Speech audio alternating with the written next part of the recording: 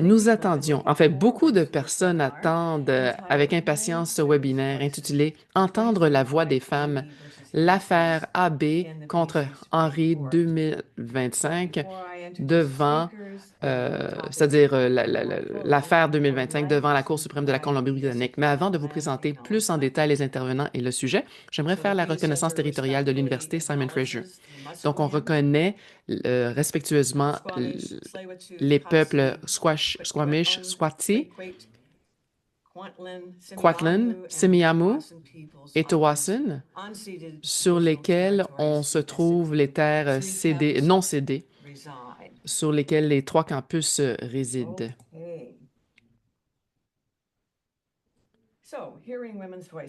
Donc, entendre la voix des femmes. Nous avons la chance aujourd'hui d'accueillir trois participants clés pour discuter de l'affaire AB contre Henry et de son importance pour l'obtention de la justice pour les femmes. Je vais d'abord vous les présenter brièvement avant de passer à notre sujet. La docteure Emma Cunliffe est professeure à la Peter Allard School, l'école de droit Peter Allard, et directrice du Green College, un espace interdisciplinaire dédié à la programmation académique et à la résidence des étudiants diplômés à l'Université de la Colombie-Britannique. Elle a précédemment occupé le poste de directrice de la recherche et des politiques au sein de la commission mixte fédérale de la Nouvelle-Écosse sur les incidents causant de nombreuses victimes de 2020 à 2023. Ses recherches portent sur la perpétuation de la misogynie et d'autres formes de préjugés à travers l'enquête judiciaire, en particulier dans les affaires de violences sexistes et sexuelles et celles dans lesquelles les femmes sont accusées de violence. Nous accueillons également et souhaitons la bienvenue à deux des principaux avocats des plaignantes dans cette affaire. Kevin Gourley, qui est associé chez Murphy Batista Lawyers. Il a été admis au barreau en 2008 et exerce depuis lors dans le domaine du contentieux civil à Vancouver. Avec sa collègue Irina Cordic, il a été l'avocat principal des plaignants dans l'affaire AB contre Henry, où ils ont représenté 5 femmes agressées sexuellement, où ils ont représenté 5 femmes agressées sexuellement sous la menace d'un couteau en 1981-1982. Irina Cordic est associée directrice chez Murphy Batista Lawyers. Elle travaille au sein du cabinet depuis son admission au barreau en 2007 et exerce dans divers domaines du contentieux civil.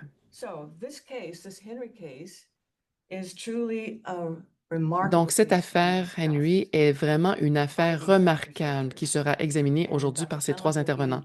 Le docteur Cunliffe sera la première à prendre la parole et animera la conversation qui va suivre. Mais avant de lui céder la parole, je tiens également à préciser que vous pouvez poser vos questions dans la boîte de questions-réponses tout au long de la conversation, mais que ne seront... Donc, elle va choisir les questions et les poser, bien sûr, mais qu'elles ne sont abordées qu'après la fin de la partie principale de la conversation. Cela permettra aux trois intervenants de mener la conversation et d'aborder tous les points importants avant de passer aux questions. Donc, nous aurons à avoir une discussion dans cette décision de la Cour suprême de la Colombie-Britannique. La juge Groper a confirmé ce que 5 victimes d'agressions sexuelles affirmaient depuis plus de 40 ans, que Ivan Henry était l'homme qui les avait agressés sexuellement sous la menace d'un couteau à Vancouver au début des années 1980. La juge Groper a conclu que chaque plaignante s'était acquittée de la charge qui lui incombait, à savoir établir, selon la prépondérance des probabilités, que M. Henry était l'homme qui l'avait agressé. Il faut le laisser là parce que c'est un point important avec ce type de cause. Et ensuite, dans la conversation que nous allons avoir avec les avocats et Dr. Cunliffe, ils ont appris, en fait, beaucoup de choses ont pu être apprises de cette cause particulière. Et aussi du cours incroyable de l'extraordinaire déroulement de l'affaire Henry sur le système juridique canadien et les progrès réalisés en matière de droits des femmes, une protection et à des avantages égaux devant la loi. Je vais donc céder la parole à la Dr. Cunliffe. Merci beaucoup pour cette belle présentation. C'est merveilleux de voir mes amis ici. Donc, c'est notre intention maintenant, avec Kevin, de prendre l'interprète s'excuse, le son n'est pas suffisant. Il y a beaucoup d'écho. Donc, je donnais une petite brève introduction avec cet historique. Avant que Kevin et moi on était impliqués, c'est la victoire de Kevin et de Emma et de Rina aussi. Monsieur Henry avait été accusé de plusieurs chefs d'accusation. En 1983, il s'est dans un procès où il s'est représenté et puis les gens ont contre-interrogé les plaignantes. En 2008, les questions ont été soulevées par rapport à la conduite du procureur de la Couronne dans ce procès. Et puis, on a référé ce cause à un autre procureur, M. Daoust, avait arrivé à la conclusion qu'il y avait des mauvaises conduites à la cour par les procureurs. On est revenus. Donc ensuite, on leur a dit, à cause qu'il y avait un manque de bonne conduite avec les polices et puis les avocats de la couronne, et puis on a dit qu'il avait été on l'avait mal accusé, et ensuite on avait décidé justement de lui donner, lui, il avait fait une cause contre le gouvernement.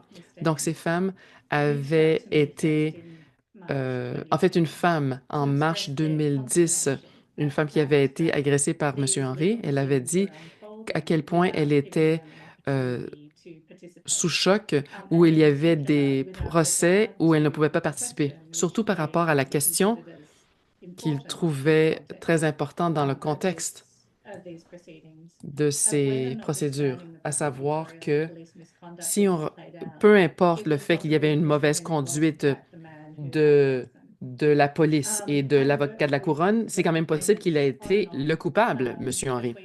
Donc, entre mars 2010 et dans les 6 prochaines années, de les aider. On les aidait, tandis qu'elles aidaient à aller de l'avant avec le processus juridique. Ils ont fait plusieurs demandes à la Cour d'appel, à la Cour suprême. Les plaignants essayaient d'intervenir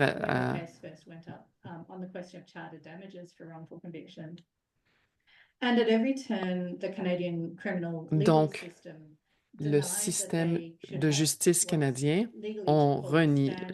lui ont refusé qu'ils avaient des intérêts légitimes par rapport... L'interprète s'excuse, il y a trop d'écho dans le micro. Si cela n'avait pas été le cas, la Cour pourrait passer peut-être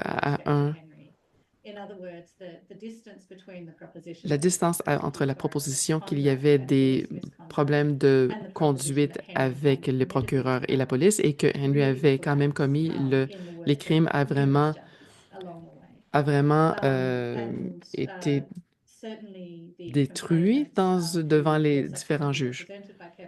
Ensuite, Kevin et Irene, les plaignantes, ont été représentées par eux. Ils disaient que il faut quand même les faits et que le fait que les mauvais comportements du procureur et de la police ont causé beaucoup de préjudice à ces plaignantes. Et donc, la Cour n'a pas écouté ces plaignants pendant 7 ans. En 2016, j'ai publié un article dans le Supreme Court Law Review sur ces causes Henry, qui recherche toujours des dommages pour une mauvaise approche, cherchant pour une mauvaise résultat. Donc, l'attention à l'innocence joue un rôle compliqué en termes de la conversation. La prochaine, c'est qu'il faut documenter les efforts des femmes. Elles étaient toujours exclues du processus de la Cour, même si elles se défendaient très, très bien et très conscientes de la dynamique et de la méthode dans laquelle elles étaient euh, repoussées. Après 6 ans d'avoir trouvé un autre remède, moi, perdais l'espoir que les femmes auraient été euh, justifiées dans un processus juridique. Et maintenant, je vous cède la parole. Merci. C'est notre privilège pour nous de parler au Centre Frida aujourd'hui. Et c'est un grand honneur pour moi de parler avec ces 5 femmes. Notre implication avec elles ont commencé presque il y a 10 ans. Ce n'est pas le type de cause que, franchement, qu'on gérerait d'habitude. À cette époque, au milieu des années 2010, lorsque le procès de M. Henry avait lieu,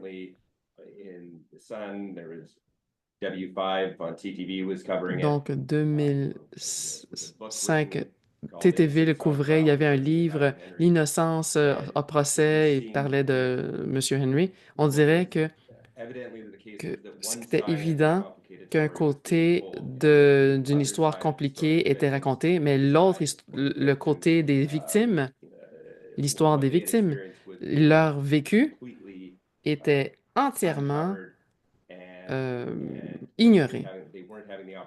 Et elles n'avaient pas l'opportunité de raconter leur histoire. Donc, notre implication était commencée en 2016 ou 2007 et je ne pense pas qu'à ce moment, on avait vraiment compris la portée de tout ce que cela impliquait. Et qu'ultimement, que ça prendrait 8 ou 9 ans de litige et puis un procès de 2 mois et demi. Donc, la cause est dans la cour d'appel et puis il y a de l'anonymité qui est encore en place et puis on ne peut pas dire quelque chose aujourd'hui qui n'est pas rendu déjà public, mais je pense on peut déjà beaucoup apprendre de ce qui est disponible publiquement. Commençons donc avec un petit peu de ce qui s'est passé. Irina? Irina a déjà parlé de de l'historique procédural, mais je pense qu'on doit regarder cela de plus en détail, puisque cela va expliquer notre discussion. Donc, je voudrais réitérer, en 1983, Monsieur Henry a été reconnu coupable de nombreuses accusations de viol, de tentatives de viol et d'attentat à la pudeur contre 8 femmes. Et c'est tout arrivé en mai 1981 et mai 1982. Donc, toutes ces offenses ont pris dans des circonstances similaires. Elles étaient seules au milieu de la nuit. Il est rentré chez elles et puis les a agressées sexuellement. Dans chaque cas, ils étaient toujours étrangers aux victimes. Il y avait d'autres similarités que d'autres causes qui étaient montrées dans... On l'appelait le rip-off rapist. Il disait toujours que quelqu'un l'avait volé, puis qu'il vivait à la maison. Lorsque la victime expliquait à la personne qu'il y avait le mauvais endroit, donc il disait qu'il devait les agresser sexuellement pour qu'elles aient trop honte d'appeler la police. Ben, cette idée d'avoir trop d'honte pour appeler la police, c'est difficile. Euh, euh, donc, j'espère que depuis le début des années 80, la vue de la société, l'opinion de la société a changé. Donc, malheureusement, comme on sait, l'agression sexuelle est un crime qui n'est pas bien signalé. Pour en revenir à la chronologie du cas, le 12 mai 2022, M. Henry a été arrêté, il a été amené à la station de police et il a refusé de participer Cependant, les agents ont décidé qu'ils allaient le forcer à participer. Et ceci a résulté dans cette photo très connue qui est devenue inextricable avec le cas jusqu'à maintenant. Peut-être que vous pourrez trouver la photo, peut-être qu'elle sera affichée dans la messagerie et vous pourrez juger par vous-même si vous l'avez déjà fait. Et vous verrez Monsieur Henry qui lutte avec les agents de police, alors que les autres personnes qui sont dans cette file sourient. Après que cette photo ait été prise, 11 des victimes de Monsieur Henry étaient présentes dans cette file euh, de mai 2022, y compris des personnes qui ont participé au procès de 2023 et 4 ou 5 étaient des plaignantes dans la décision de Abbey versus Henry, la décision de 2025. Monsieur Henry avait son procès en 1983 et il y avait des constatations par la Cour d'appel en 2010 que c'était des motifs valides pour l'appel, c'est-à-dire les instructions au jury étaient les exemples qui pourraient être tirés de ce cas pour la condamnation. Après cet incident, M. Henry a été relâché peu après. Malheureusement, en 1992, il y avait une autre personne dont on a parlé lors de la décision 2025 qui a été aussi agressée dans des circonstances similaires. Et au mois de juillet 1982, il y a eu aussi d'autres instances et il a été de nouveau arrêté pour des procédures. Les audiences préliminaires ont eu lieu au mois d'octobre et au mois de novembre 1982 et à ce moment-là, M. Henry était représenté par un avocat et il a dû passer un procès pour 17 chefs d'accusation. Les audiences préliminaires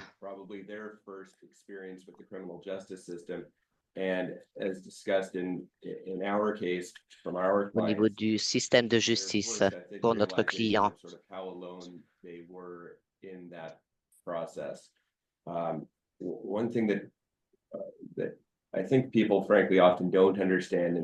Les gens très souvent ont du mal à comprendre les procédures de justice. L'avocat n'est pas une partie, il représente, ils sont des témoins. Il représente le point de vue du client.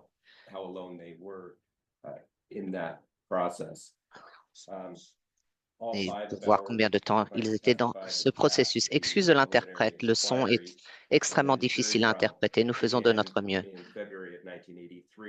Au mois de février 1983, comme il a été mentionné, M. Henry s'est représenté alors qu'aux audiences préliminaires, ils étaient représentés par un avocat et aussi pour les contre-interrogatoires. Mais au procès, c'était autre chose. Certains des chefs d'accusation avaient été éliminés au moment du procès. Donc, il y a eu seulement 10 chefs d'accusation impliquant 8 victimes au niveau des accusations. Encore une fois, c'était un procès criminel, 4 heures de témoignage. L'une des personnes était présente lors des audiences préliminaires. Elle est ensuite retournée chez elle aux États-Unis, a fait face à des traumatismes alors qu'elle était une victime d'agression sexuelle et elle n'a pas pu revenir à Vancouver pour le procès criminel. Le témoignage préliminaire a été utilisé au procès pour cette raison. Ceci est parce qu'en 2015, alors que tout était découvert au niveau du procès pour les dommages et intérêts, les grands titres du Vancouver Sun étaient que l'une des victimes n'a même pas pris la peine de venir au procès, alors que ce devait être un choix des victimes. Ce n'était pas cela, c'était une défaillance du système plutôt que le fait de la victime. C'est une fille de 20 ans qui a fait face à des traumatismes et qui faisait vraiment de son mieux dans de telles circonstances.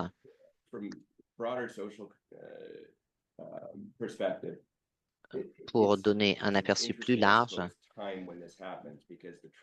c'est assez intéressant puisque le procès a eu lieu au mois de février 2023 et plus tard, les réserves ont été modernisées au niveau criminel et s'il y avait plusieurs délégations civiles lors des procédures. C'était plus tard, en 1983, quand les lois ont été changées au niveau des agressions. Si le chef d'accusation était un viol, on parlait d'un homme qui agressait une femme et dans ces cas-là, il y avait une pénétration vaginale et qui devait être en dehors d'une relation maritale. C'était seulement il y a 42 ans maintenant. Ceci a donc été mis à jour lors du procès. Entre ces événements et le procès de M. Henry, la charte a été mise en jeu et au niveau du point de vue de la charte et des lois. Suite à ce procès de 12 jours, M. Henry a été déterminé coupable de tous les chefs d'accusation. Au mois de novembre 1983, la juge a mené d'autres audiences de 5 heures avec les clientes qui parlaient des répercussions sur elles de ces agressions et aussi du fait d'être contre-interrogé encore une fois par M. Henry concernant le fait de la décision que M. Henry était un agresseur dangereux et qu'il devait être condamné et qu'il était intimidant, menaçant, surtout devoir passer au niveau d'un contre-interrogatoire avec M. Henry. C'est une procédure prédatoriale. À la fin de 1983, nos clients ont senti que l'homme était accusé d'agression sexuelle, était incarcéré et de leur point de vue, ce serait pour toujours. Et ceci a été le cas jusqu'en 2006. Mon collègue en a parlé, mais la prosécutrice sociale a revu les condamnations de M. Henry en 2006. Il y a eu donc une audience devant la Cour d'appel et en 2009, la libération de M. Henry a été effective en attendant le résultat du procès. Et ensuite, on a dit que M. Henry a été mal accusé de façon illicite et qu'il était soulagé de tous les chefs d'accusation. Ceci sape les condamnations. Il disait que c'était une erreur de la part du jury et des instructions au jury concernant les interférences portant sur le refus de M. Henry d'avoir participé dans cette file et qu'il y avait aussi une élimination de nombre des chefs d'accusation. Au niveau de la Cour d'appel, M. Henry a parlé de nombreuses actions comme quoi cela était en contravention avec ses droits en fonction de la charte et le procureur général du Canada concernant les demandes de révision des condamnations. Et le tribunal du Canada a donc parlé des manques envers le procureur. Il y a ensuite un procès en 2015 qui a duré pendant 3 mois et demi avec le juge de paix Kingston qui a terminé en 2015. À ce moment-là, les plaignantes que nous représentions, elles devaient témoigner pour ce procès et pour la ville de Vancouver concernant la culpabilité factuelle. Mais avant les témoignages, la ville a établi un commentaire en disant qu'il n'était pas coupable des 10 chefs d'accusation. La ville a déterminé qu'il devrait demander les témoignages de la part des plaignantes pour démontrer que M. Henry était coupable. C'est mon opinion, je pense, et c'est revenu encore et encore. C'est ce qui a mené au litige civil, puisque les victimes n'ont pas bénéficié de les droits et n'ont pas eu le droit de participer aux procédures concernant le jugement du tribunal. Ils ont pensé que le procureur avait failli à divulguer certaines informations avant le procès de 1983 et que c'était donc une faillite par rapport aux droits de M. Henry concernant la section 24.1. Et de ce fait, M. Henry devait bénéficier de 7,5 millions de dollars dus aux contraventions de la charte et aussi 25 000 dollars pour autre chose et d'autres argent pour des dommages et intérêts spéciaux. Comme Kevin l'a mentionné, le cas de M. Henry a attiré l'attention des médias de façon significative. Les journaux locaux ont couvert le procès de façon régulière. Il y a eu des épisodes dédiés à ce cas. Le narratif public qui parlait d'un homme innocent était très fort. Lorsque l'on a rouvert ce cas en 2006 et ensuite en 2015 pour le procès et ensuite avec la ville, alors qu'il y avait eu les procès en 2003. Et nous parlons donc de la décision de ce jour. Quand on parle des victimes qui sont sans voix, c'est un terme qui est utilisé souvent, c'est-à-dire que la prosécution spéciale an appreciation of what their evidence was and what they had to say about Fisher. In the Court of pour Appeal, des and as lawyers, we know the témoignages. Court of Appeal Au is niveau de la normally Cour trial. d'appel, This is not unexpected. They et don't ce n'est hear pas witnesses, inattendu, but they had no role to play in ils the n'avaient Court of aucun Appeal rôle à proceedings jouer by their au very niveau nature. des And then in poursuites the de la Charter Cour d'appel, damages au niveau des trials, litiges. there was the hope and the expectation that they were going to be called, or at least some of Et them were elle going to be pensait called as witnesses que to give certaines their seraient version appelées en tant of que events, even témoins though they were pour donner leur parties to version that des faits. litigation. And then, frankly, it felt as though the rug was pulled from underneath Et them in the late elles ont eu stages of vraiment the trial due l'impression to que the le settlement with tapis leur a the été city, and retiré the de question sous of les factual pieds guilt being removed from et que la consideration there. And culpabilité so soit in this retirée context, voiceless de quite cette personne. really Dans and un tel truly meant that contexte, they had no opportunity cela veut dire anywhere along qu'il n'y that avait aucune opportunité pour tortured elles, history to lors de cette give their histoire version of tortueuse, events. de fournir leur And version des this is faits. important because these are Ceci est important. all very real people. We have the good Ces fortune personnes of sont becoming réelles. to know them well. And Mr. Henry has always been the main Monsieur character Henry in était these toujours le personnage proceedings, and so they principal dans ces often, poursuites. the victims often get lost along Et the les way. victimes souvent se But they are all perdent de leur chemin. powerful, strong women in their own right. Ce sont des They're femmes all very fortes different. qui sont dans leurs droits. Elles They sont were toutes très strangers to one différentes. another, brought together by sharing Elles ont été one rassemblées horrific commonality of being par sexually assaulted.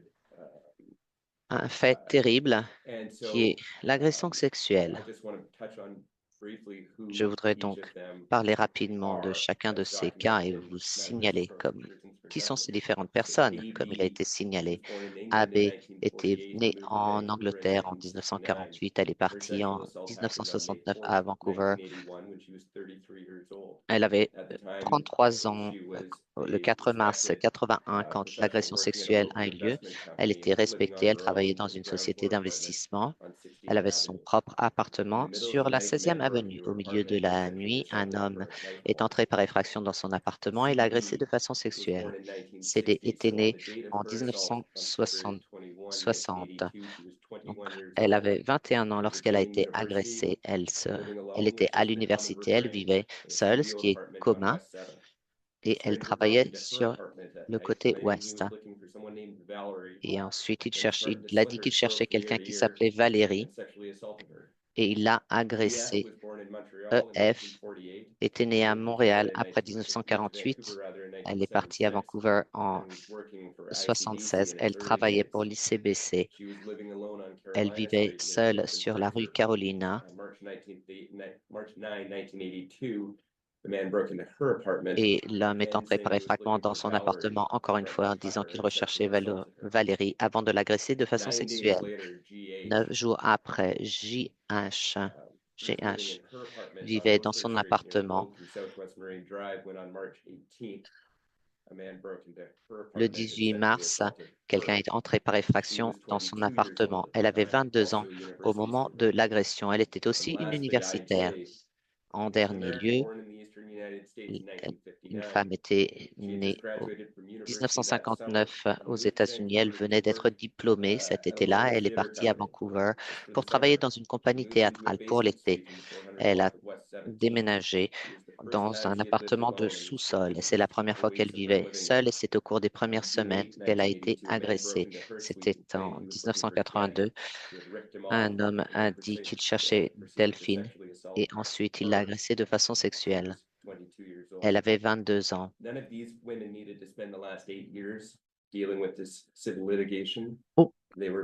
Aucune, ça fait, il y a 40 ans qu'ils ont été victimisés et puis maintenant, ils ont 65 à 77 ans. Et cela a pris un courage remarquable pour poursuivre cela parce qu'elles ont senti de changer l'histoire historique, disons. Donc, pour corriger les choses. C'était une cause extrêmement complexe pour énormément de raisons, des complexités pratiques, à cause du volume des documents, le procès, l'audience préliminaire, le procès criminel, l'examen des procureurs spéciaux, la cour d'appel, et puis le procès en 2015 qui donnait des dommages et intérêts. Donc, c'était astronomique ce qu'on devait revoir. On avait 5 clients différents, comme j'ai mentionné, qui étaient étrangères, qui étaient des personnes qui avaient peut-être différentes visions des choses et avoir des priorités différentes.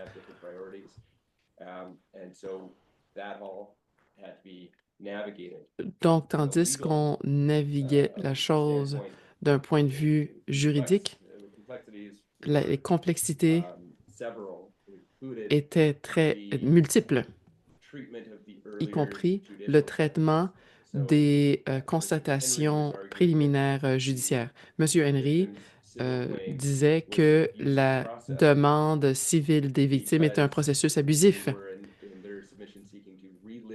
parce qu'on voulait mettre au litige ce qui avait déjà été les constatations juridiques précédentes impliquaient des conclusions basées sur les preuves de l'identification où la Cour d'appel avait dit dans d'autres termes que ce n'était pas fiable ou pas solide et que c'était tellement pollué qui rendrait une identification de la Cour beaucoup de non-fiabilité, disons. Tout cela nous revient à l'idée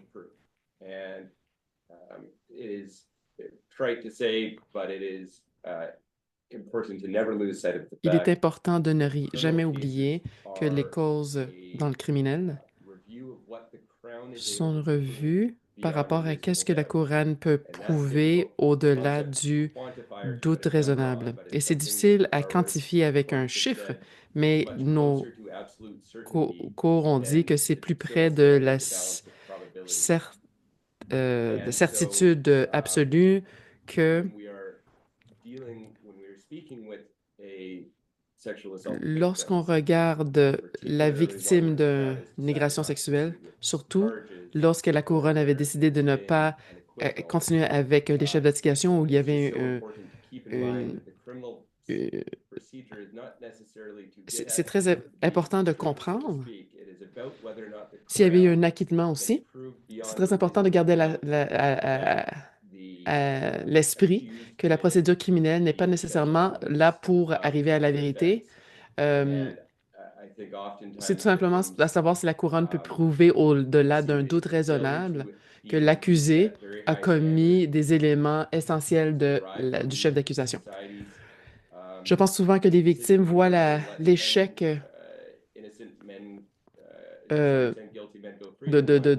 d'atteindre à un niveau, un standard très élevé qui est dérivé de la société, de la décision de la société, qu'on aimerait mieux dire à 10 hommes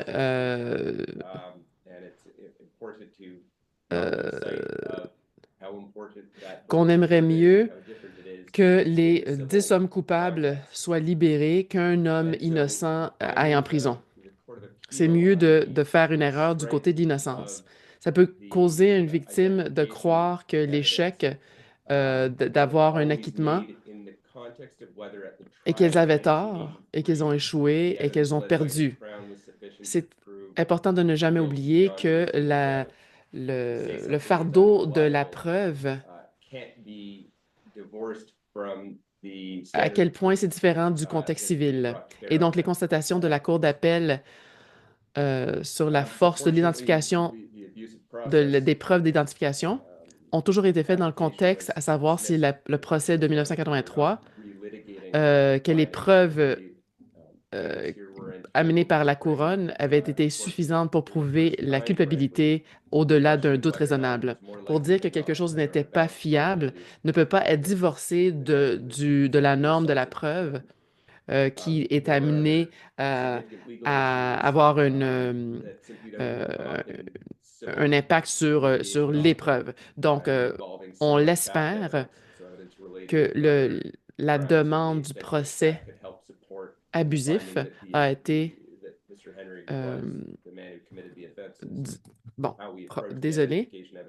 Those are questions that there's significant jurisprudence on in the criminal realm, but the framework. OK, on avait donc trouvé qu'on avait remis au litige les constatations et que les plaignantes avaient le droit d'amener à la Cour pour la première fois, franchement. La question à savoir si c'est probable ou non sur la balance des probabilités que M. Henry était l'homme qui les avait agressés sexuellement. Il y avait d'autres questions importantes juridiques qui ne sont pas soulevées dans les litiges, dans les contentieux civils, qui impliquent souvent les preuves.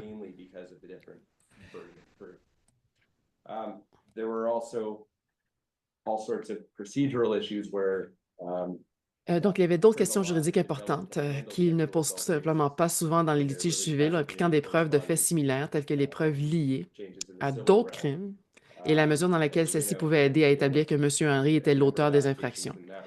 Comment nous abordons les preuves d'identification? Ce sont des questions qui font l'objet d'une charge juridique importante dans le domaine pénal.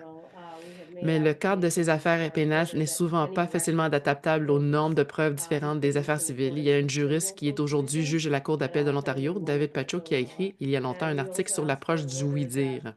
Il explique que les règles de preuve auxquelles sont confrontés les avocats civils ou les règles de preuve traditionnelles sont souvent inadaptées car elles ont été élaborées dans le domaine pénal et ne peuvent pas être facilement transposées dans le contexte civil, principalement en raison de la différence entre la charge de la preuve.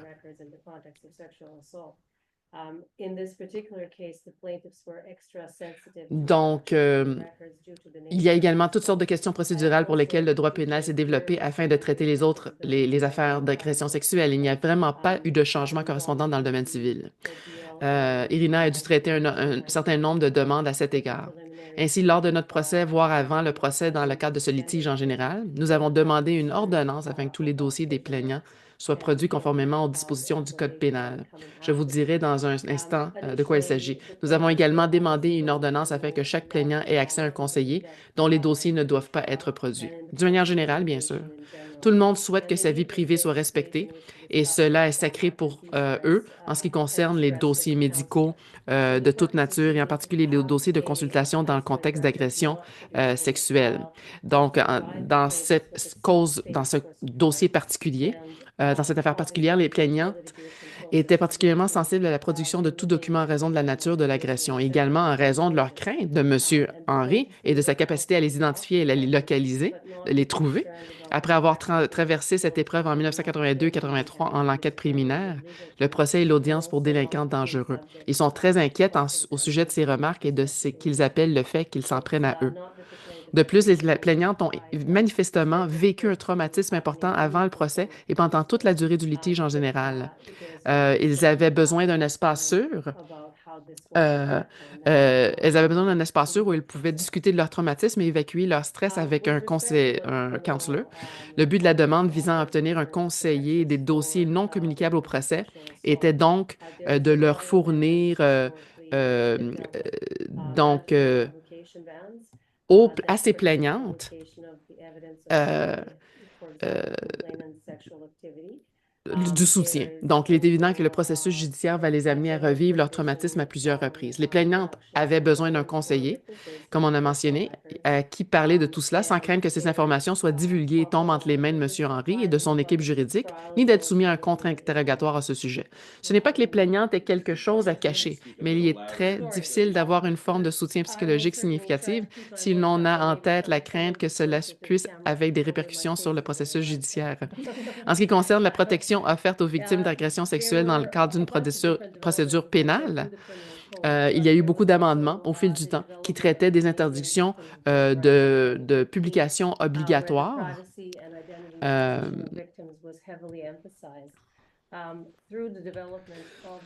euh, qui interdisent la publication de preuves déjà existantes, par exemple les activités sexuelles du plaignant. Il existe également une interdiction générale de produire les dossiers personnels des plaignantes et des témoins. Il existe une disposition comparable qui s'applique aussi bien dans le cadre d'un procès que dans le cadre d'une enquête préliminaire. Nous aimerions simplement vous demander de parler un peu plus fort afin que nous puissions mieux entendre. Bon.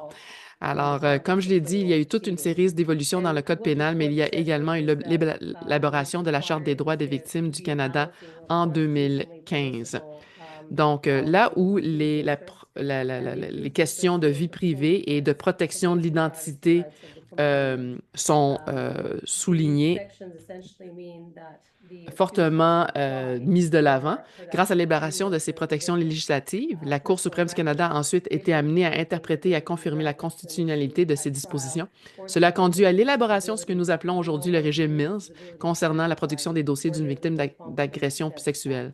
Dans le cadre d'une procédure pénale, ce que la Cour a dit, c'est qu'il faut trouver un équilibre constitutionnellement admissible entre les intérêts de l'accusé et son droit à se défendre pleinement contre les droits à la vie privée du plaignant. C'est vraiment important. Donc, ces sections signifient essentiellement que l'accusé doit demander la production de tout document personnel de la victime si elles estiment en effet qu'ils sont pertinents pour une question soulevée au procès ou pour la capacité du témoin à témoigner ou pour la compétence juridique du témoin à témoigner. Et que ce soit lié au sujet en fonction des procédures criminelles ou que le dossier ait été divulgué auparavant. Ce qu'ils ont fait en finale est une question pertinente, une question de compétence qui serait dans les dossiers. Malheureusement, comme nous l'avons répété, ceci n'est pas le cas dans des contentieux civils. La protection des victimes s'applique aussi au niveau du tribunal criminel, c'est-à-dire qu'il y a des préjudices possibles à la dignité de la personne et à qui complierait le dossier. Il doit y avoir aussi un intérêt et un équilibre entre le rapport des problèmes et la société qui devrait pouvoir fournir des traitements aux plaignantes d'agression sexuelle. Alors que nous avons formulé la demande pour recevoir les dossiers médicaux avant et pendant le procès. et que les critères soient respectés en fonction de ce régime, le tribunal a refusé, puisque la loi civile n'est pas élaborée de la même façon et qu'il y a eu des modifications juridiques qui auraient été exigées afin de pouvoir prendre ces directions. Jusqu'ici, nous faisons face aux dossiers cliniques au niveau des agressions sexuelles, comme cela est le cas pour des accidents de voiture, Yeah, I par mean, exemple, ou des judges problèmes are de the dommages ones physiques. who interpret and apply the rules that are designed for them to interpret and apply. Appliquer And les so we've règles brought afin qu'elles soient these applications interprétées into et dispute with appliquées respect en to fonction. De ce how fait, nous the avons record avancé should les be produced demandes and the nomination of a pour counselor voir that la would production des proceed documents knowing that et those de records would voir not subsequently be produced and essentially used que against them les in dossiers litigation. ne soient pas produits And ensuite et qu'ils ne the soient pas courts were utilisés lors du procès. receptive Le by tribunal saying était essentially, but we réceptif, don't mais have the en tools gros, to il do disait that. que And nous that's why n'avons we're pas saying les that there outils needs pour to ce be faire. some legislative Il disait change to qu'il the devrait y rules avoir of des court modifications or au niveau de la otherwise loi that afin qu'ils puissent would répondre à allow notre them demande, to qui leur treat production permettrait records de traiter les differently. rapports de production So de façon différente. on the application to nominate a Au counselor niveau de to l'application who de la the nomination plaintiffs des can chefs see during the d'accusation que course of the les litigation, plaignantes peuvent voir pendant we're le relying in procès, large part on nous avons comments dû from nous appuyer en grande Justice partie McLaughlin sur prior to being Chief le Justice McLaughlin in the juge de Ryan paix case in McLachlan dans le 1997, which cas de involved Ryan de a young victim 1997 qui parle d'une where jeune the victime wrongdoer was her psychiatrist, and in the case et d'un the psychiatre. psychiatrist was applying for Dans production un tel cas, of the le victim's psychiatre avait subsequent demandé d'obtenir les documents et la clinical records. victime And in the le context of that, de Justice dossier McLaughlin criminel de la said, personne. coming up on 30 years ago, Dans un tel she contexte, alors que comments on cela faisait à victims peu of près sexual 30 abuse ans, often les suffer serious commentaires trauma sur les which personnes left untreated may souffrant mar their des entire lives. agressions sexuelles, Justice McLaughlin commented il est on dit qu'elles souffrent de being traumatismes widely qui accepted marquent leur vie in the interest of entière. the Et il victim est and society bien that sûr such help accepté be que c'est dans obtained. l'intérêt de la The mental health of the société que de tels citizenry, documents no puissent less être than its physical health, reçus. is a Les public good problèmes of de great santé importance. mentale Just sont as un it is in problème the interest of social the sexual abuse d'importance victim to be importante. restored to full and C'est healthy aux functioning, victimes de so l'agression it is in sexuelle the qui interest doivent of faire the le travail public pour that qu'il y ait un change bon takes place to fonctionnement. Donc, help c'est and dans protect l'intérêt its du members of public society.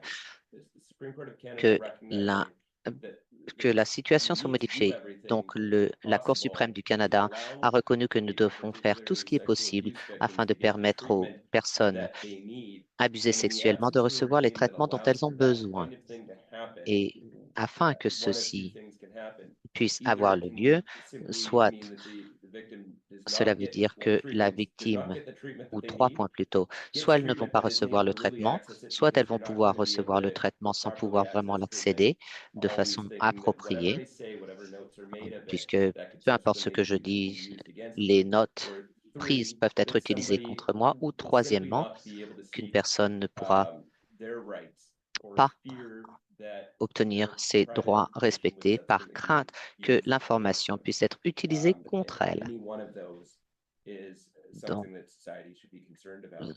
ces In cas, the la application to société nominate the devrait counselor être presented in front préoccupée of Justice Skolroot, au who's now niveau our de Chief Justice, procédure devant le and juge de paix what Sorun. Chief Justice Skolroot Ce said in ce that que case was Scaldron that it a is dit not dans un open tel to cas, court at this stage, c'est but what que it ce is n'est that there isn't pas a legal la framework for him to liberté do it. To du order that tribunal. certain Il n'y a pas de unnamed cadre treatment juridique providers pour ce be faire precluded from giving au evidence at niveau trial. des That prestataires is a de decision for the trial traitement. judge or for Ce the peut être judge to utilisé en follow tant que if they're preuve going to au properly procès et que constitute le or this juge application. So what he's pourrait saying is faire that cette we demande. can't Ce que prospectively cela order signifie, that c'est que future records won't de have façon to be produced, and rétrospective, vous ne pouvez pas dire que les dossiers auraient pu the être problem then being demandés our inability to tell our clients to et give them il y the a une assurances that yeah, they incapacité can get the d'aider les treatment they need and clients not worry about it. pour What he rassurer does say les in clientes qu'elles peuvent the next recevoir les paragraph traitements dont elles ont is besoin sans while que it ce is soit less from the ensuite plaintiff's utilisé seat, contre elles. I Et think en that the one dernier, assurance that le the court can paragraphe give to the plaintiffs dit que based la on laws meilleure that currently assurance que exist, le according to tribunal the peut Ryan case, fournir aux is that plaignantes en fonction disclosure de of la loi counseling records existante, will be c'est que ordered la only when clearly divulgation necessary and then only to the peut extent être necessary. So that nécessaire is et helpful, and it l'étendue de does la represent divulgation selon a real ce qui est concern for nécessaire. the issues that Ceci were étant being une raised, préoccupation vraiment but it still réelle. doesn't give the C'est un problème qui a individuals été the soulevé, assurance mais that we encore une needed fois, to cela get ne the fournit pas treatment l'assurance pour they hoped l'individu for. de recevoir les traitements dont elles auraient besoin et There are qu'elles also l'espèrent. Il y a eu aussi des demandes concernant la présence de M. Henry lors des procédures judiciaires. Oui, dans un contexte criminel, encore une fois, ceci diffère des actions civiles. Quand nous avons formulé ces demandes pour que M. Henry soit exclu lors des témoignages et des examens préliminaires, puisque bien sûr l'examen serait difficile à faire si lui-même était présent dans une petite salle avec elle. Heureusement, il n'avait pas l'intention de comparaître et il était ici pour les examens préliminaires. Et quant à une demande d'exclusion du tribunal, bien sûr, toutes les parties dans toutes les procédures ont le droit d'être présents pour l'entièreté du cas qui les concerne. De ce fait, de telles ordonnances sont en principe inutiles dans un contexte civil. Maintenant, le Code pénal euh, protège les plaignants dans un cas d'agression sexuelle par rapport à l'accusé, mais il y a d'autres mesures qui peuvent aussi être mises en place afin que les victimes puissent témoigner, que ce soit par le biais de la CCTV ou d'autres façons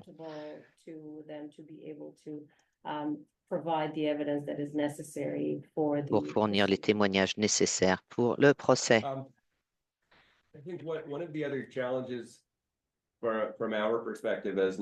L'une des autres difficultés de notre point de vue en tant qu'avocat,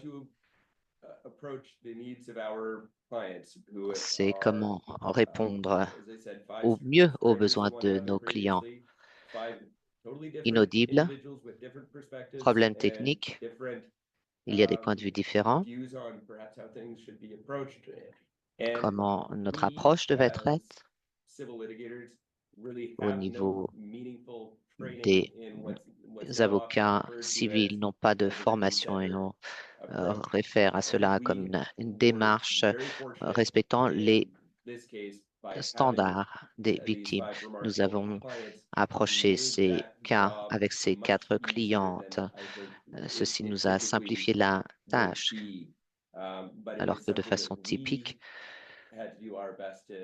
c'est en fait quelque chose. Nous avons fait de notre mieux pour le naviguer. Mais je ne sais pas, Emma, est-ce que vous voulez en parler? Quelques points dont je vais moi aussi parler. Ce sont des réflexions par rapport aux difficultés des procès et de notre préparation du procès et la conduite du procès. D'après mon expérience et des plaignants dans un tel cas, c'était des femmes très intelligentes, bien éduquées et qui étaient assez choquées de ce qui était arrivé dans leur chambre.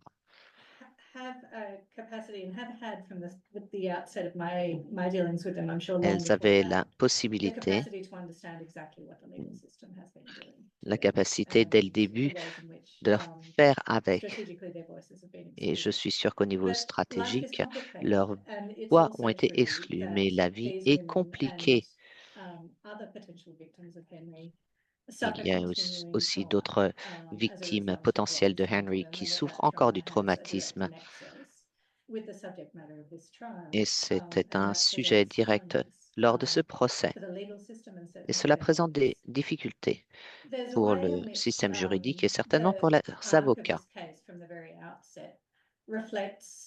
Ce cas, dès le début, reflète l'évolution de la loi canadienne ainsi que les limites de cette évolution.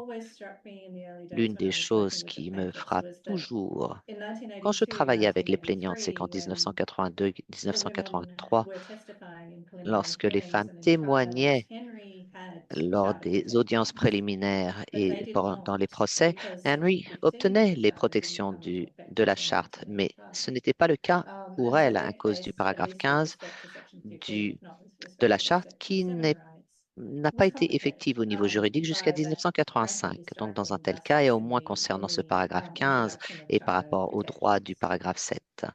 C'était compliqué, mais franchement, c'est une injustice historique au niveau de cette introduction et des protections en fonction de la charte. En deuxième, je pense que ceci a été bien reflété au niveau de la créativité procédurière de Kevin et d'Irene et qu'ils se sont impliqués, dans lesquels ils se sont impliqués pendant les procès.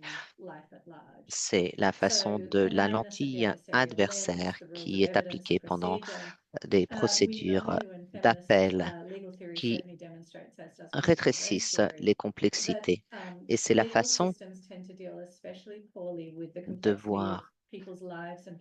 En principe, on gère avec la vie des personnes, la complexité, les différents points de vue.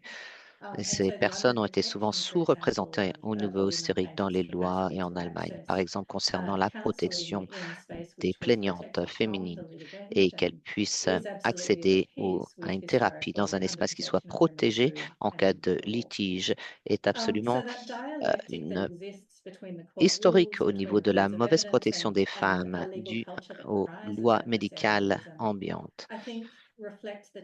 Il y a donc une dialectique qui reflète qu'on doit se déplacer la culture juridique et qu'elle soit plus renseignée sur le traumatisme. Et cette transformation, d'être informé concernant le traumatisme est toujours assez limitée concernant les lois juridiques et les règles de témoignage continuent à être des barrières et aussi pour les avocats qui sont renseignés sur le traumatisme. Aussi concernant ce que Kevin a mentionné concernant le scénario, je pense que cela continue. Peut-être que dans le système juridique, je suis d'accord avec vous que les appels législatifs et au niveau de la loi commune doivent être réglés. Dans le cas de Emma versus Ryan, d'apporter le psychiatre au procès, alors qu'il y avait des agressions sexuelles. Elle était une adolescente au moment de l'agression sexuelle et au temps du procès, elle avait reçu les services d'un psychiatre, à nouveau, Dr. Carpin. Et encore une fois, il était le nexus, la source du traumatisme et au niveau juridique. Et bien sûr, c'était un conseiller thérapeutique. Et ceci a été reçu comme une trahison au niveau thérapeutique. Et Dr. Ryan a établi cette application au niveau de la thérapie. Quand le cas est arrivé au niveau de la Cour suprême du Canada et que le jugement a été établi par Justice McLaughlin, c'était un cas et la demande de l'approche de la loi commune pour protéger les plaignantes et de protéger les dossiers confidentiels, qui s'appelle en fait la démarche Winmore. Et au niveau de la légitimité pour demander le privilège.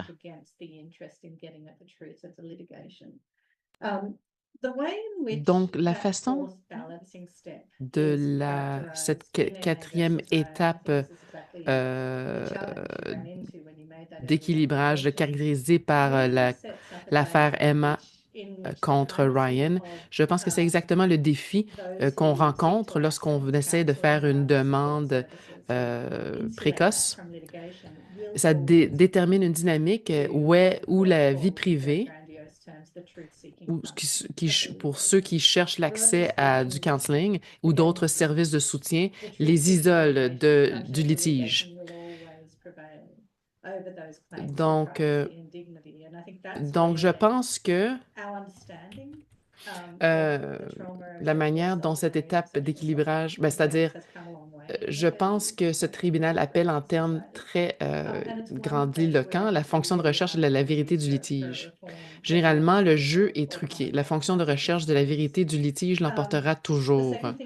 Donc, ces demandes à la vie privée, c'est-à-dire ces exigences relatives à la vie privée et à la dignité, et je pense que c'est là que réside notre compréhension du traumatisme lié aux agressions sexuelles et des besoins des victimes.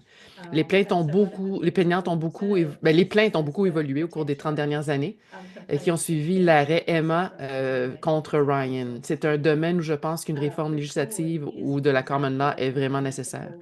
La deuxième chose, à vérifier, c'est-à-dire observer de mon point de vue en tant que personne, pas en tant que praticienne, c'est que je suis vraiment étonnée par rapport à la façon que les règles du civil n'ont pas été mises à jour pour refléter certains de ces développements dans comme le régime Mills. Mais je voudrais aussi dire que l'herbe n'est pas toujours plus verte ailleurs. Ainsi, l'une des choses que nous avons observées depuis que la protection des plaignantes contre les interrogatoires oppressifs et les agressions sexuelles ont été mises de l'avant, c'est par exemple que les plaignantes sont désormais appelées à témoigner à plusieurs reprises sur les mêmes faits dans les cadres d'affaires pénales d'une manière que nous savons très, très traumatisante. Donc, on n'est pas encore là. Je pense que c'est soit au niveau pénal, soit au niveau civil, mais il faut aucun doute là, que le domaine civil continue de se contenter de solutions de fortune, et même là, pas toutes, et continue de sous-protéger les victimes d'agressions sexuelles qui cherchent à obtenir réparation devant la justice. Je pense que nous voulons garder quelques minutes pour les questions. Donc, pour conclure, j'aimerais dire que, est-ce que vous vouliez dire quelques mots? Oui. Une des choses que j'ai vues depuis, c'est les femmes, 5 femmes braves, très courageuses, en fait, qui me revient toujours à l'esprit. J'ai l'honneur de les rencontrer et avoir passé beaucoup de temps avec elles. Je pense parler au nom de Kevin en disant que ce fut un honneur de les représenter. Elles ont traversé des décennies d'épreuves avec des hauts et des bas qui ont bouleversé leur vie. Il n'y a pas eu un droit et qu'il n'y avait pas eu droit à un procès équitable. Elles savaient que c'était l'homme qui les avait agressées. Elles ont choisi de s'engager dans cette longue bataille très éprouvante sur le plan émotionnel, du côté pratique aussi et même financier. Donc, mais c'était pas la seule motivation. Et ils étaient toujours très clairs à ce sujet, car ils voulaient vraiment changer la société pour toutes les victimes d'agressions sexuelles. Donc, c'est une importance cruciale pour chacune d'entre elles. Elles voulaient que les gens entendent leur histoire dans leurs propres mots. Donc, pas à travers la voix ou le point de vue d'autres personnes qui ne connaissaient pas tous les détails ou de toute l'histoire. Alors, surtout, elle voulait que l'histoire de la persévérance soit un moteur pour faire évoluer le système judiciaire, mais aussi une source d'inspiration pour d'autres qui sont victimes de situations horribles. Les agressions sexuelles, de devoir passer par une procédure pénale ou civile, c'est comment dire, c'est une difficulté en soi. Et leur histoire est une histoire de résilience, comme il se doit, et sans aucun doute une source d'inspiration pour moi et d'autres personnes qui pourraient être confrontées à une situation similaire, afin qu'elles osent se manifester et ne pas baisser les bras. Ce fut un très, très long parcours et je les remercie d'avoir osé se manifester et de nous avoir accompagnés, au moins en partie. Rien que sur ce point, notre système de justice civile est confronté à toutes sortes de défis et des améliorations pourraient et devraient être apportées. Je dirais également pour le défendre que dans ces circonstances, il s'agit, en fin de compte, qu'on est capable de dire, on peut les représenter. Donc, ils étaient capables de raconter les histoires de la façon qu'elles le souhaitaient et ultimement pour arriver à la vérité. Je voulais m'arrêter avec cette idée que l'une de mes clients, qui était qui est une écrivaine très talentueuse, et dans ses preuves, elle avait, disons, lu un de ses poèmes de son journal par rapport à son expérience dans l'enquête préliminaire. Et c'est une très jeune femme qui a fait ça d'une manière, comment dire, elle a fait ça d'elle-même, OK? Et puis, elle a dit, c'est un texte assez long, bon, remarquablement puissant, elle a dit, « Je suis reconnaissante d'être sortie de cette salle de bain grise du tribunal et d'avoir marché avec ce qui restait de moi. » Marcher seul avec ce qui restait de moi jusqu'à ce que la pièce où se trouvait celui qui avait failli me tuer. Et je lui ai montré que j'étais restée en vie. Je pense qu'il leur a fallu énormément de courage pour faire cela en 1982 et 83 et pour persévérer. Et pendant 42 ans, à travers Donc, merci beaucoup pour un dialogue si fascinant et pour cette conversation si importante. Est-ce que vous voudriez de l'aide avec la séance de questions ou est-ce que vous voudriez la gérer vous-même? S'il te plaît, Sarah, ça serait bien que tu puisses nous aider. OK, parfait. Je suis très heureuse de le faire. Je vais poser ces questions. Donc, la première question, c'est merci pour cette présentation et pour votre travail très important. Est-ce que le... No, so Something is known about the details of Désolé. that settlement. yeah, so we only know about the details of settlement because afterwards there was an application Problème de connexion, je ne sais pas ce qui se passe. Hinkson, about whether that settlement should be OK, le règlement, désolé, avec la Ville et l'affaire relative aux dommages-intérêts pour violation de la Charte constituait-il un règlement à l'amiable calculé pour écarter la question de la culpabilité ou de l'innocence factuelle dans cette affaire? Et puis, ils ont demandé si on avait quelque chose sur les détails de cet accord. Alors, par rapport à ce règlement qui devait être réduit de ce qui a été donné comme contre la province, ça avait été, disons, ça veut dire que ça allait être déduit afin d'éviter un double dédommagement. Donc, nous savons donc que le règlement s'élevait à 5,15 millions de dollars. Donc, non, ce n'était pas un règlement à la baisse. Merci. La deuxième partie de la question est la suivante. Des efforts ont-ils été faits pour combler l'écart résultant de l'accord, par exemple, en modifiant les conclusions? Bon, donc le défi à relever est donc le suivant. Il y avait une demande antérieure qui soulevait la question de la chose jugée, qui empêche deux parties à une même procédure de remettre en cause une question déjà tranchée. La province était donc partie à cette procédure dans ce contexte. La province représente essentiellement la couronne. La ville représente la police et la province, c'est ça. La province était donc faisait partie de l'acquittement de la culpabilité, si on veut. Donc, il n'y avait pas de parti pour soulever la question. Il y avait une demande qu'on appelait, une organisation qu'on appelle Rape Relief, donc de l'aide à ceux qui ont été violés, qui a été déposée une requête.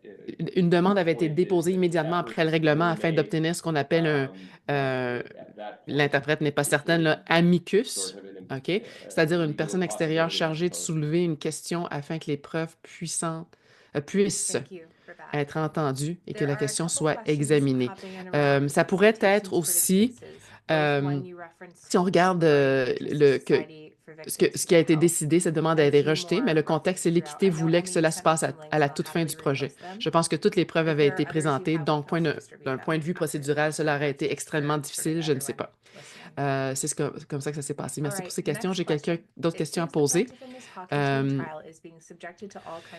pense que j'ai des questions relatives aux citations, relatives aux affaires, surtout lorsqu'on regarde l'intérêt de la société à aider les victimes. Et quelles autres références tout au long de la présentation? Je sais, Emma, que vous m'avez envoyé quelques liens et je les republierai volontiers. Si vous en avez d'autres, nous pouvons également les redistribuer après le webinaire. C'est juste pour que tout le monde l'ait. Par rapport, surtout lorsqu'on regarde... OK, on dirait que la plaignante, dans cette cause, dans ce procès impliquant une équipe de hockey, soit soumise à toutes sortes de questions sur son passé sexuel et son comportement, notamment son consommation d'alcool. La nuit de l'agression présumée, je pensais que les victimes avaient plus de droits à ce stade et que cela ne serait pas autorisé. Et la personne s'est excusée, elle n'a peut-être pas tout entendu car elle travaille dans un environnement très bruyant, mais si vous pouvez nous éclairer, même partiellement, sur la raison pour laquelle ils peuvent encore agir, ainsi, et ce qu'il faudrait faire pour que ça la change à l'avenir. Je tiens donc à préciser très clairement que ni Irina, ni moi-même ne sont des avocats travaillant dans le domaine criminel, premièrement. Et puis, et que tout commentaire que je pourrais faire sur une affaire que je n'ai suivie que dans les médias serait mal informé. Donc, pourquoi cela a été autorisé serait mal informé. Ça me met pas à l'aise. Pour être honnête, je ne connais pas les détails. Je ne sais pas, Emma. Je préfère ne pas m'exprimer sur ça. C'est vraiment le genre de scénario que j'avais à l'esprit lorsque j'ai conclu mes remarques en disant que les choses n'étaient pas aussi avancées en droit pénal que celles dans le civil.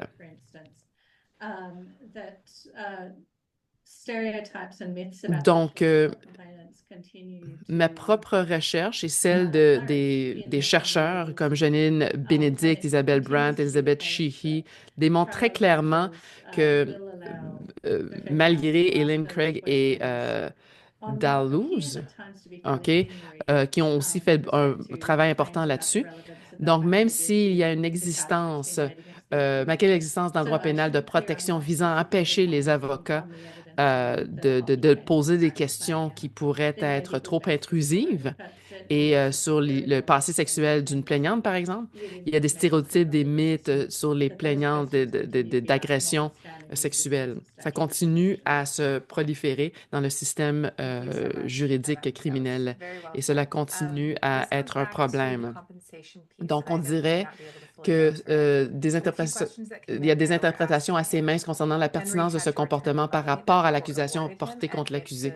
Je tiens donc à préciser que je ne commente pas spécifiquement les preuves présentées dans l'affaire que vous avez mentionnées. Il y a peut-être des bonnes raisons pour cela. OK. Merci beaucoup, Emma.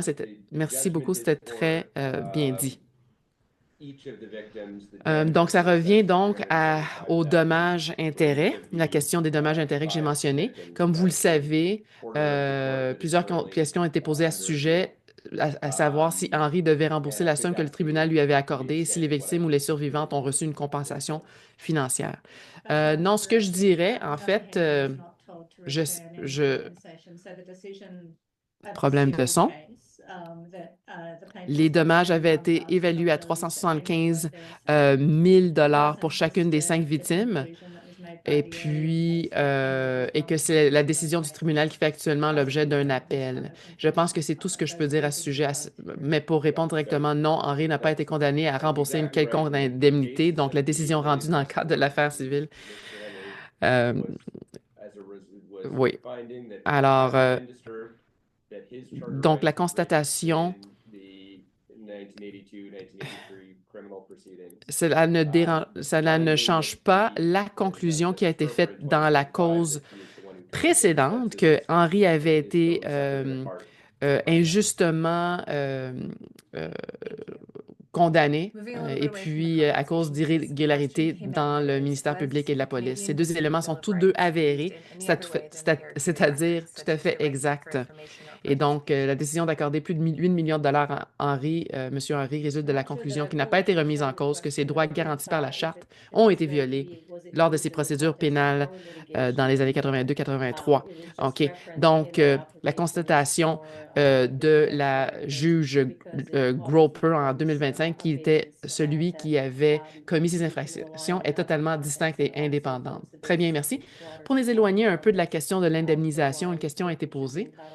La Charte canadienne des droits des victimes a-t-elle été utilisée à d'autres fins que les dossiers thérapeutiques, par exemple pour le droit à l'information ou à la participation? Je ne suis pas sûre de bien comprendre la question, mais si elle vise à savoir qu'elle a été utilisée dans le cadre de notre litige, alors non, elle a simplement été mentionnée dans notre contexte plus large. Pourquoi les victimes devraient-elles avoir droit à la protection de leur vie privée et de leur dossier? Bien, je pense que nous sommes généralement appuyés sur la reconnaissance des droits à la vie privée des victimes et pourquoi les ordonnances que nous demandons devraient être rendues. Alors, merci. You mentioned that Section 15 came into law later, but in more recent proceedings were they applied? So, not directly, and the reason.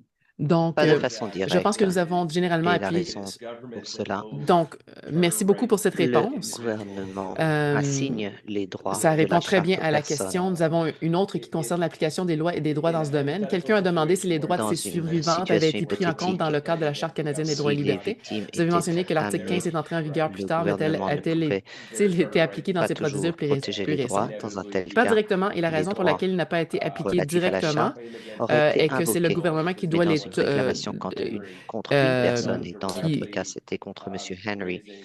qui Cela doit ne donner soulève ses pas droits directement aux individus. L'interprète n'est pas certaine, désolé. les droits. Comme Leurs il a droits été garantis dit par la tout à Charte l'heure seront alors concernant Brian, inévitablement ceci est invoqués, accepté de façon plus mais large dans le cadre et d'une la loi plainte contre un individu, doit comme c'était le cas établir des contre M. valeurs Henry, cohérentes cela ne de soulève la pas charte.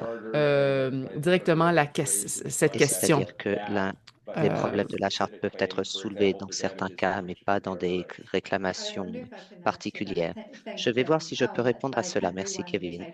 Avec Henry, Donc, mais dans le cadre du plainte contre un individu, justement, au cela ne niveau soulève pas des directement la question de la violation des droits procédures, garantis par la Charte. Cependant, comme l'explique le juge puisque McLaughlin dans l'historique l'affaire Ryan, et au comme cela a niveau été désormais des largement accepté, la loi doit évoluer en droits est accord avec vraiment les très valeurs de la Charte, intéressant. notamment le droit C'est-à-dire à en la vie privée. 2012, La loi doit évoluer en la accord avec les valeurs de la plaignante Charte qui a comprennent le droit à la appliqué vie pour privée une recommandation par le et autres. tribunal des C'est droits donc la de la Charte charte et de et les l'implication de droits de celle-ci dans les nos clients en vertu de poursuites celle-ci qui ont été en invoqués dans ce contexte, mais pas une demande spécifique, par exemple des au dommages-intérêts pour stade violation de leurs droits en initial. vertu de la Charte.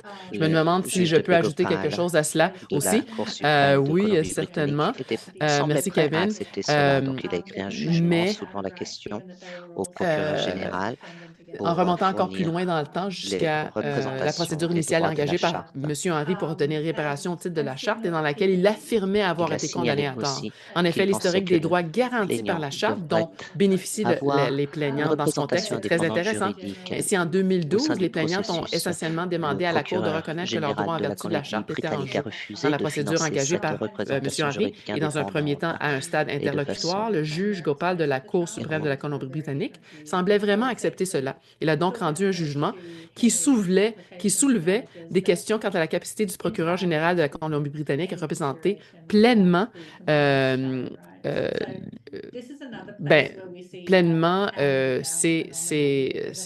cette cause.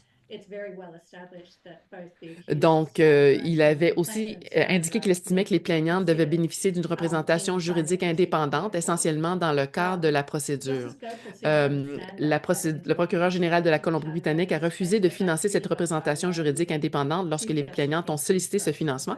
Par la suite, le juge en chef Hinkson, dans le cadre de la phase au fond du procès, a adopté un point de vue très différent, mais a donc essentiellement donné une réponse symbolique à la demande de dommages-intérêts de Henry qui excluait totalement toute considération des droits garantis par la Charte aux plaignantes. Donc, c'est un autre domaine où on observe ce phénomène de transmission, car je pense que c'est dans une affaire pénale. Il est bien établi que les droits garantis par la Charte à l'accusé et à la plaignante dont devaient être pris en considération pour déterminer la procédure à suivre. Le juge Gopal semblait comprendre cela à un stade interlocutoire dans l'affaire Charter, mais cela a été complètement mis de côté dans la procédure du juge en chef Hinkson, et je critique vivement cela. Dans l'article de revue juridique de la Cour suprême que j'ai mentionné au début de mon intervention. Très bien, merci. Et pour ceux qui nous écoutent, j'ai partagé ces liens afin que vous puissiez également accéder à cet article. Regardez dans le chat. Donc, je me demande si on devrait s'arrêter ici. Je vous regarde dans le chat s'il y a d'autres questions. Ah, il y en a une dernière qui rentre. Alors, donc, la question, je la pose à Margaret.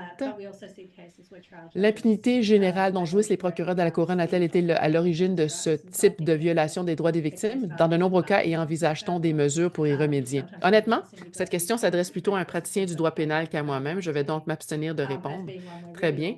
Oui, ce que je peux dire, c'est qu'en tant que spécialiste du droit pénal, nous voyons des cas où les procureurs ne font pas respecter les droits procéduraux ou ne les invoquent pas. Alors, on voit aussi dans des cas, des causes où les juges de première instance ne reconnaissent pas l'application de ces droits. Je pense que l'exemple à l'affaire R contre Barton, parfois connue sous le nom de l'affaire Cindy Gladue, qui a été portée devant la Cour suprême du Canada en 2019. Dans cette affaire, nous avons tous, en tant que participants, omis de reconnaître que la plaignante avait des droits dans le cadre de la procédure qui devaient être respectés. Alors, merci beaucoup à tous.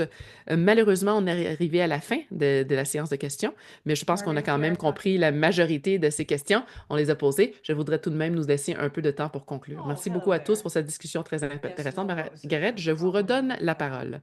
Bonjour. Il y avait un problème avec... Donc, j'aimerais donc conclure le webinaire en remerciant chacun d'entre vous pour l'excellente présentation. Très, très bien reçu de notre côté.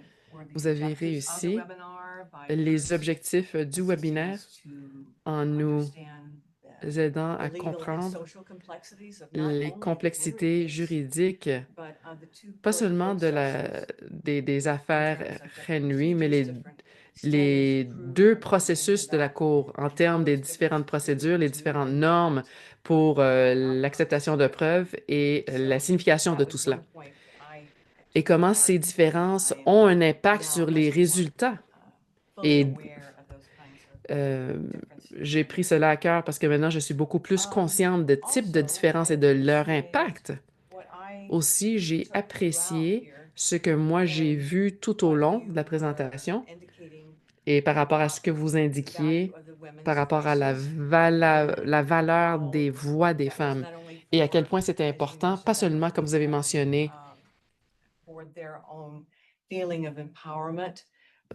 pour leur propre sentiment d'autonomisation ou la réalité, qu'est-ce qui serait le plus approprié pour ce type de cause. Et j'ai pensé plus généralement que cela m'a ramené à la réflexion sur l'évolution des droits des femmes, les protections juridiques, etc. Et j'ai eu le sentiment à la fin que la promotion de ce que vous pensez être plutôt des pratiques juridiques centrées sur les victimes ou sur les survivants est l'exemple d'une idée, à savoir comment cela pourrait être réalisé de façon plus équitable, plus juste, d'entendre ces voix à la Cour. Je voudrais donc vous remercier de nouveau. Je pense qu'il y a d'autres questions. J'en avais deux, mais ça marche. Je vais vous les envoyer. Était bien sûr très importante, mais cela a été merveilleux et je dois m'arrêter là parce que je ne veux pas aller trop à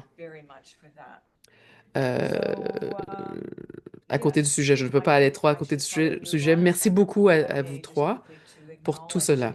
Je voudrais aussi remercier et d'autres personnes qui ont participé, y compris les interprètes,